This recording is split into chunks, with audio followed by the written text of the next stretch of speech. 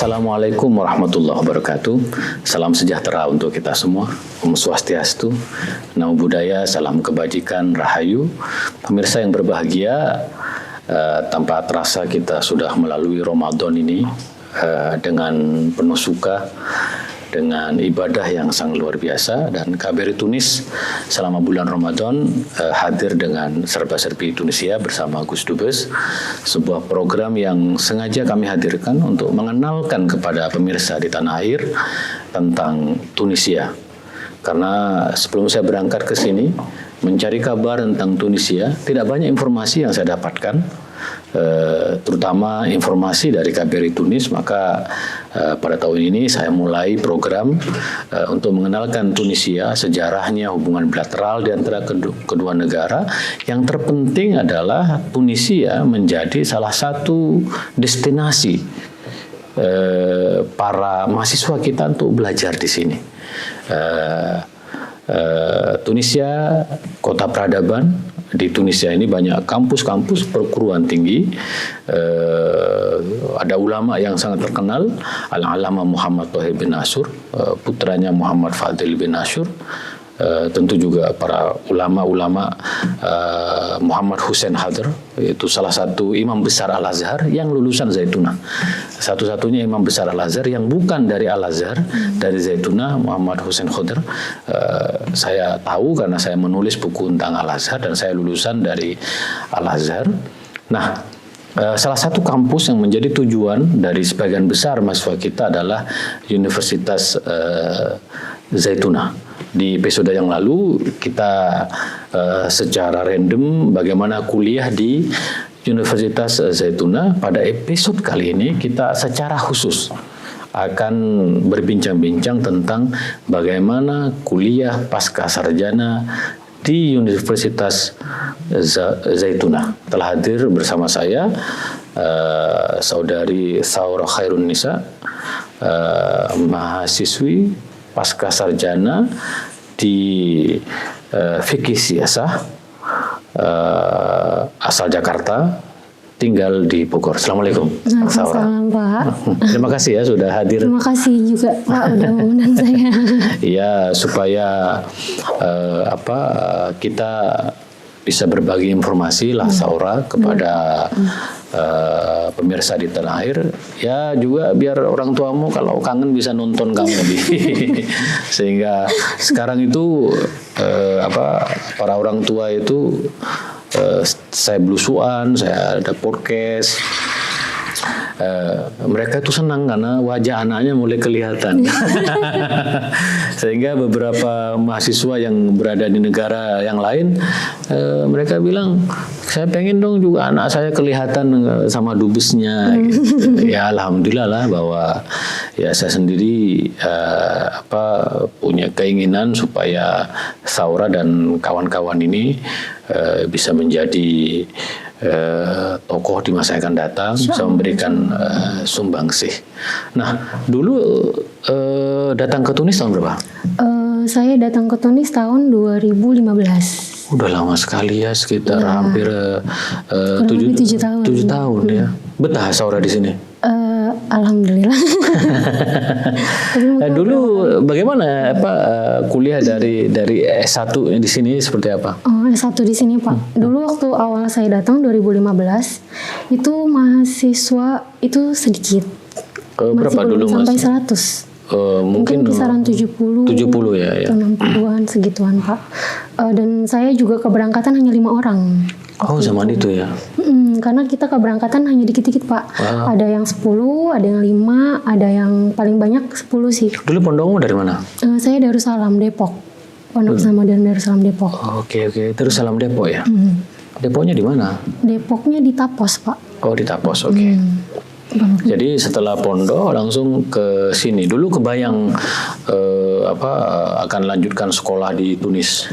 Enggak. Jadi saya Pak waktu lulus pondok sempat kuliah di UIN Jakarta. Itu di UIN Jakarta di jurusan Dirosat Islamiyah. Cabang Al-Azhar. Ya, cabang Al-Azhar. Ya, kenapa saya tahu? Karena dekat rumah saya. Jadi hanya seberapa jalan. Dulu mimpinya ingin jadi dosen di UIN Jakarta, tapi alhamdulillah takdirnya jadi dubes. Itu lebih keren lagi. Dulu ceritanya begitu Saura. Jadi dulu pulang dari Al-Azhar, mimpinya jadi dosen. Tapi ya itu takdir Allah saja. Jadi dulu daftar di Dirosat. Iya, sampai di Dirosat 2 tahun. Wow. Sampai semester 4. Ya Allah. Terus waktu itu ada salah satu alumni dari Zaituna, alumni Universitas Zaituna, namanya Ustadz Ahmadin Ahmad Tohar. Oke. Nah, beliau mengajar tafsir waktu itu. Nah, ketika beliau mengajar tafsir, beliau memang mungkin bawaan dari Zaituna kali ya Pak. Jadi ada metode-metode khusus yang beliau pakai. Jadi saat itu beliau meminta kepada murid-muridnya per orang untuk menerjemahkan atau mempresentasikan biografi para mufasir. Oke. Nah, saya waktu itu kebagian tentang Syekh Thohir Ibnu Asyur. Tahrir wa Tanwir. Iya, Tahrir wa Tanwir waktu itu. Nah, ketika saya jelaskan, beliau jelasin kalau saya alumni dari Universitas Zaituna.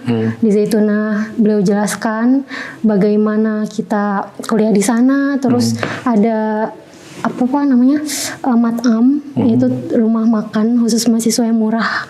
Kalau Bapak mau tahu, ya ada namanya matam. Yang katanya Rp1.000 itu ya. Iya. Pengen saya makan nanti. Rp1.000 itu bisa cepat kaya saya makan. Dan saya pengen makan di sana, saya traktir seluruh mahasiswa Indonesia. Insya Allah, saya tunggu Pak. Iya, Insya Allah nanti saya, karena ceritanya cuma 1.000, paling kan cuma kalau 150 itu cuma 150.000 kan. Nah, saya ingin traktir seluruh mahasiswa Zaituna nanti. Nanti saya bikin kejutan, saya datang ke matam itu, nanti saya traktir. Pokoknya makan semua. Duta besar beli Indonesia yang bayarin. Insya Allah. Jadi habis itu setelah ini dari situ mendaftar langsung ke sini. Ya, cari info. Cari info di sini kita karena waktu itu jalur untuk bisa daftar ke Tunisia hanya melalui PPI Tunisia. Oke. Gitu. Saat itu belum ada MOU, baik itu dari Nahdlatul Ulama maupun dari lembaga-lembaga pendidikan yang lainnya saat itu. Nah, ketika saya daftar, alhamdulillah lulus. Mungkin emang saat itu Pak, karena belum banyak medsos seperti sekarang, belum ada macam-macam, jadi carinya lumayan susah gitu. Tapi memang pemirsa ini kita belajar dari Saura ini, perempuan yang tangguh menurut saya. Sudah kuliah di Dirosat Islamiyah itu tidak mudah untuk diterima di sana. Saya tahu karena dia punya standar Al-Azhar, dosen-dosennya juga dari Al-Azhar, tetapi dengan gigihnya melanjutkan kuliah di Universitas Zaituna. Datang ke Zaituna sekarang. Saya kenapa suka begitu, karena ya ini pernah belajar asbabun nuzul ilmu genealogi, ilmunya Ibnu Khaldun, sejarah. Nah, datang ke Tunisia tahun 2015. Nah, setelah kamu datang ke Zaituna, apa yang kamu dapatkan dari segi metodologi, dari segi kurikulum, dari segi suasana keilmuan di situ? Metodologi sih Pak, itu sangat saya tidak dapatkan di kampus sebelumnya. Jadi metodologi di sini baik itu menjawab soal, baik itu sistem dosen menjelaskan kepada kita tuh berbeda. Contohnya sistem dosen di sini beliau mempunyai catatan khusus dan beliau mendiktekan kepada kita. Jadi kita dituntut untuk selalu hadir pertama, dan dituntut juga sebagai harus bisa mendengarkan dengan baik apa yang mereka sampaikan itu Pak. Kita kan kalau di Indonesia kita mempunyai diktat ya Pak, diktat buku gitu. Kalau di sini harus hadir seperti itu. Dan kuliah di sini lumayan padat Pak, dari hari Senin, kalau S1 Senin sampai hari, ada yang sampai hari Sabtu, ada yang sampai hari Jumat. Tapi kalau untuk S2 dari hari Senin sampai hari Jumat itu maksimal. Ya, jadi betul-betul di tempat, di perkuliahan, dan dibekali dengan metodologi berpikir akademis ya. Dituntut kita untuk mengikuti cara berpikir akademis. Nah, selama di S1 belajar apa saja? Kalau S1, bisa dibagikan kepada pemirsa. Jadi kalau di sini para penonton kita di Zaitunah untuk tahun pertama Pak, kita belajar secara umum. Jadi semua jurusan kita pelajari, baik itu dari segi fikih, usuluddin, Quran hadis, semua kita pelajari. Nah baru mulai penjurusan di tahun kedua. Nah di tahun kedua untuk di Hadoro sendiri kita mempunyai jurusan Quran hadis, fikih wa usuluhu, usuluddin dan Hadoro Islamiyah. Hanya 4. Kalau di usuluddin ada sama sih Pak, nggak jauh beda, tapi mungkin ada syariah awal konon sama tambahannya ada maliyah Islamiyah. Ya Hadoro nggak ada yang di usul. Itu yang agak membedakan bagaimana penjurusan pengalaman saya di Al-Azhar. Nah sekarang selesai S1, kenapa memilih S2 di Tunisia lagi? Apakah karena memang ya sudah saya udah jatuh hati? Apa yang menariknya studi pasca sarjana di sini? Menariknya menurut saya Pak, di sini kita diberikan ruang untuk berpendapat. Nah itu, jadi beliau para dosen-dosen hanya membuka jalan, ibaratnya beliau mengajarkan hanya di awal, tapi kita dituntut untuk berpikir, banyak membaca itu Pak, benar. Untuk membaca supaya kita nggak terfokus hanya kepada apa yang dosen sampaikan aja, itu sih yang membuat saya kayaknya layak untuk melanjutkan lagi di sini. Jadi karena kalau dari dosen-dosen yang ngajar Saura, saya sendiri sudah ketemu, udah kenal beberapa, dan saya akan bertemu dengan mereka. Konteksnya untuk bagaimana memberikan peluang yang lebih besar kepada mahasiswa Indonesia untuk kuliah di sini, dan juga saya concernnya supaya prestasi dari Saura dan teman-teman lebih bagus lagi. Jadi saya sebagai duta besar itu tidak dianggap magabut makan gaji buta.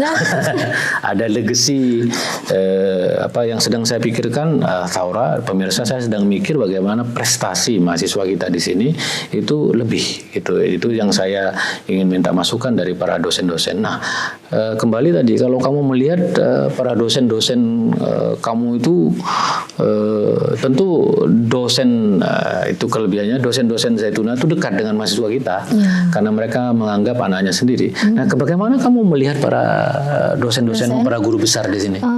Yang paling menonjol dalam studi kamu siapa di Pasca? Paling menonjol di saya di Pasca Sarjana Hadoro, jurusan fikih siasa itu, di sini kita mempunyai dosen bernama Ustadz Burhan An-Nafati. Sebelum ketemu Burhan An-Nafati. An-Nafati, ya. Beliau masya Allah sekali maqasid syariahnya. Dan beliau mempunyai metode khusus Pak. Metode khusus itu salah satu musyrifnya Kak Jilani. Beliau masya Allah sekali. Dan satu lagi ini Ustadz Hisham Grisha. Saya belum ketemu. Siapa lagi? Menteri sekarang Pak, dulu dosen di Hadoro. Dosen di Hadoro ya. Saya kalau dengan Menteri Agama saya udah ketemu. Ya, Ustadz Ibrahim Syabi. Ibrahim Syabi saya ketemu, orangnya sangat baik, pintar sekali. Saya tahu kalau dia pintar sekali itu ketika berpidato tanpa teks dan indah sekali, maknanya mendalam. Maka saya pemirsa jujur dari hati yang paling dalam belajar di Tunisia ini tepat tadi karena seperti kata Saura itu karena dosen-dosennya berkualitas. Memang kita mengenalnya orang-orang Tunis ini mukhu kabir, jadi pinter-pinter. Kalau bahasa saya ke mereka, antum minal amalika, kamu orang-orang keren gitu, atau minal abqariyin, orang-orang cerdas. Memang saya kalau dengar pidato Menteri Agama tanpa teks tanpa teks dengan bahasa yang indah sekali, dengan poin yang sangat mendalam. Kalau dari segi kurikulum pasca sarjana bisa Saura ceritakan pada apa yang berapa tahun di kelas, apa yang diajarkan, kemudian menulis prosesnya berapa lama, bisa dibagi kepada pemirsa. Kalau kurikulum kita di pasca sarjana ada 3 semester Pak. 3 semester Jadi 1,5 tahun. Itu kita tatap muka. Setelah itu kita diberikan tugas sebagai tugas akhir yang tesis itu seharusnya dikasih waktu 1 tahun. 1 tahun kepenulisan. Tapi ada mungkin kalau ada yang belum sampai 1 tahun belum selesai itu ada tambahan waktu lagi. Ada dispensasi. Ada dispensasi 6 bulan. Ada diskon. Diskon waktu 6 bulan Pak. Hanya tambahan waktu 6 bulan. Kalau di fikih siasah sendiri pada jurusan Saura apa yang diajarkan? Di kita itu kita diajarkan konon dusturi, konon duali, konon fikih udah pasti. Saya perlu terjemahin ini. Jadi konon dusturi, konstitusi, konon apa tadi? Duali apa hukum internasional, apa lagi? Ada fikih kodok, hukum perdata atau pidana ya? Perdata atau pidana ya? Semuanya Pak. Perdata dan pidana. Yang biasa teman-teman ini karena lama di Timur Tengah jadi bahasa Arab nggak diterjemahkan. Itu kurikulum sama dengan studi pascasarjana di tanah air. Cuman tadi bahasanya bahasa Arab yang diajarkan bahasa orang tunis kif-kif. Kif-kif itu sama saja. Sama saja. Wow, keren sekali. Kalau dari studi klasiknya apa yang diajarin? Studi klasiknya? Studi klasik mungkin di fikih-fikih Pak. Kamu belajar Al-Mawardi nggak di fikih siasah? Iya, belajar. Belajar Al-Mawardi, Ahkam Sultan ya? Sultannya. Kita ambil juga. Cuman itu Pak, dosen-dosen di sini mengambil sedikit-sedikit dari buku. Ada yang dari Yusuf Qaradawi juga diambil, dari Mawardi juga diambil, kayak gitu. Keren sekali. Jadi sama beliau dibaca, dirangkum menjadi satu, diserahkan kepada kita. Jadi kita terima hasil rangkuman dari dosen kayak gitu. Itu yang menurut saya belum saya dapatkan di Indonesia. Betul. Kalau filsafat hukum belajar nggak kamu? Filsafatul hukum? Filsafatul hukum enggak. Enggak pelajar ya? Oke. Biasanya itu juga menjadi salah satu kurikulum ya. Nah, yang menarik dari studi pascasarjana sini itu motivasi dan dorongan dari para dosen untuk kita betul-betul lulus. Itu yang saya tidak temukan di belajar di kawasan itu. Bisa kamu ceritakan bagaimana kasih sayang para dosen terhadap para mahasiswanya itu semua dan mendorong untuk cepat diselesaikan tesisnya.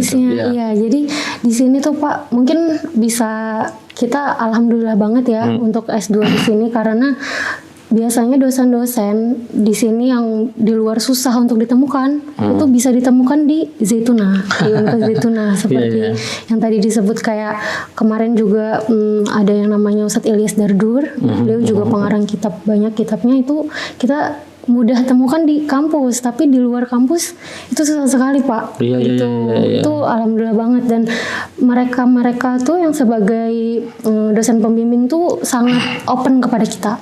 Bahkan sampai ada yang bimbingan mau datang ke rumahnya kayak gitu. Betul. Dan bahkan membimbing dalam arti yang sebenarnya ya, betul-betul membantu kita untuk bagaimana menulis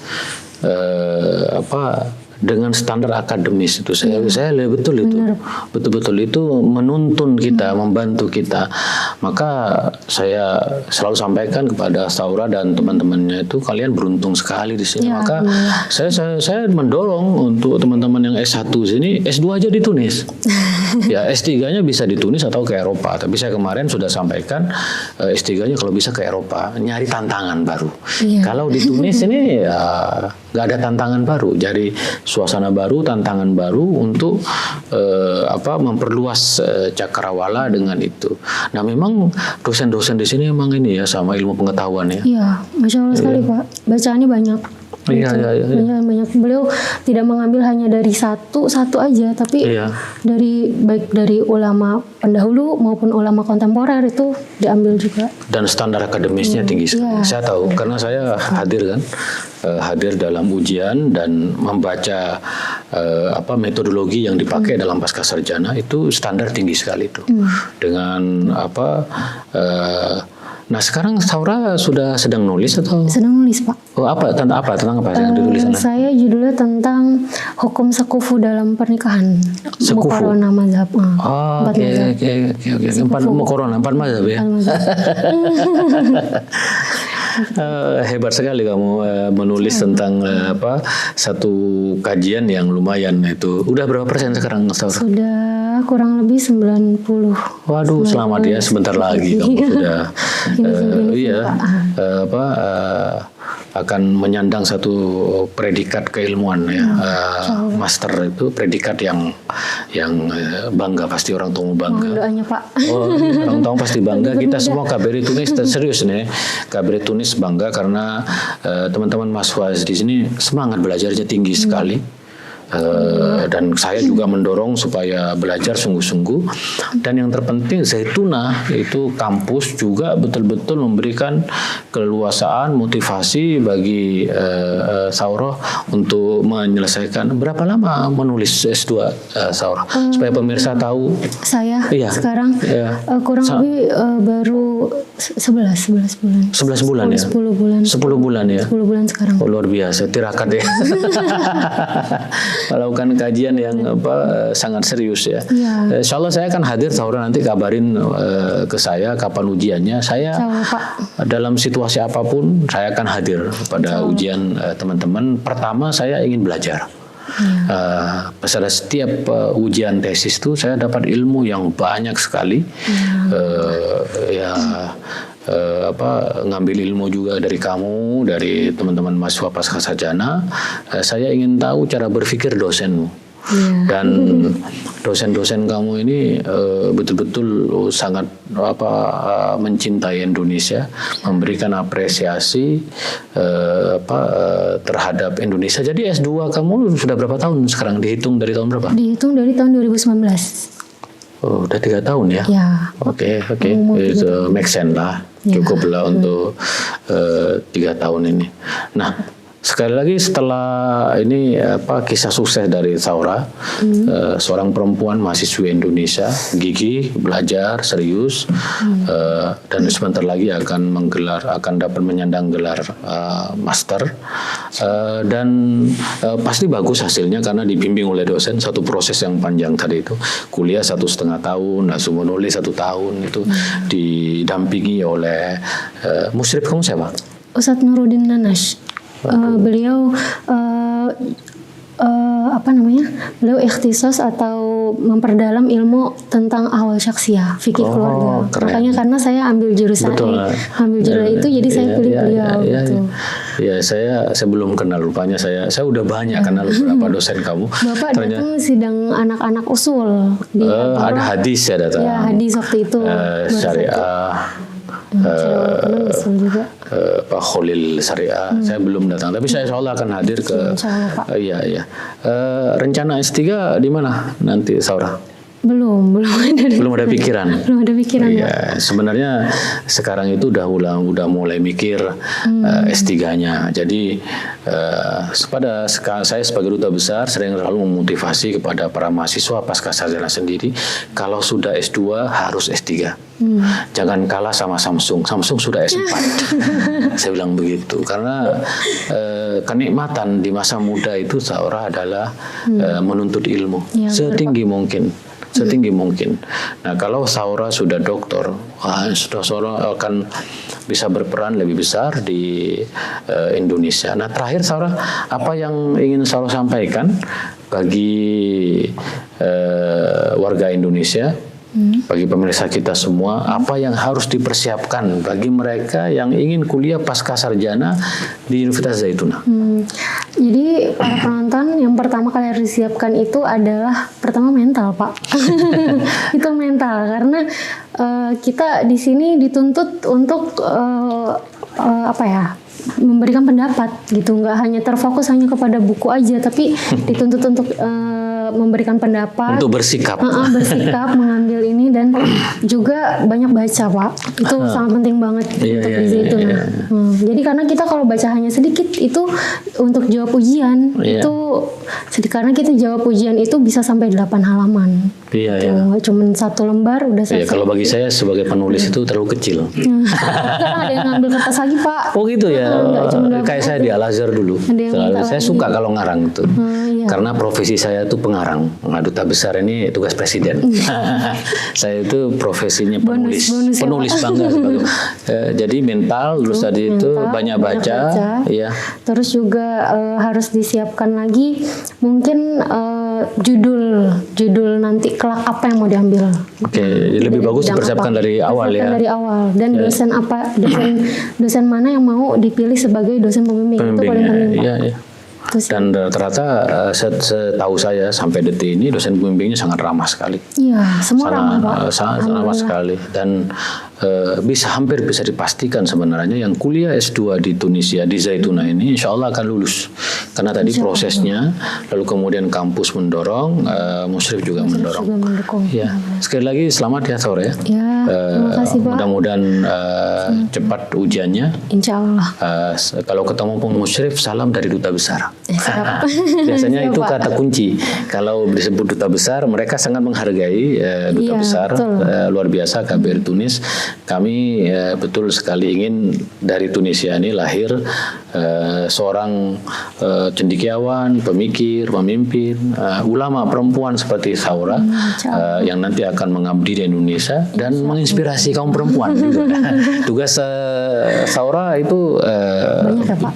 sangat banyak nanti saudaranya Saura, teman-temannya, dan mudah-mudahan ini selalu ditonton, insya Allah akan ditonton oleh pemirsa di tanah air, menginspirasi sekali lagi terutama kalangan perempuan untuk mencari pendidikan setinggi-tingginya dan nanti untuk bekal masa depan.